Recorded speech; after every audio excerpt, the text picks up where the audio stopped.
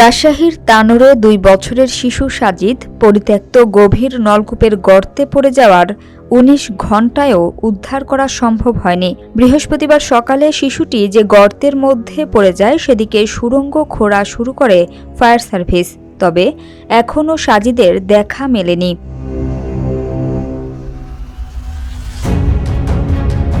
বুধবার দুপুর ১টার দিকে উপজেলার কোয়েলহাট পূর্বপাড়া গ্রামের ধানখড়ের মাঠে মায়ের পিছু পিছু হাঁটতে গিয়ে হঠাৎ ৪০ ফুট গভীর একটি গর্তে পড়ে যায় সে।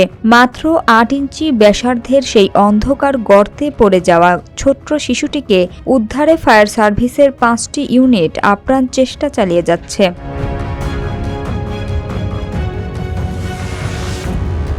ফায়ার সার্ভিসের ৫টি ইউনিট ঘটনাস্থলে উদ্ধার তৎপরতার প্রাথমিক ধাপ পেরিয়ে এক্সকাভেটর দিয়ে মাটি সরানো ছাড়া শিশু সাজিদকে উদ্ধার সম্ভব হচ্ছিল না। সিদ্ধান্ত অনুযায়ী সেভাবেই ছোট্ট সাজিদকে খোঁজ করা হচ্ছিল, কিন্তু উচ্চ ক্ষমতা সম্পন্ন এক্সকাভেটর পাওয়া যাচ্ছিল না।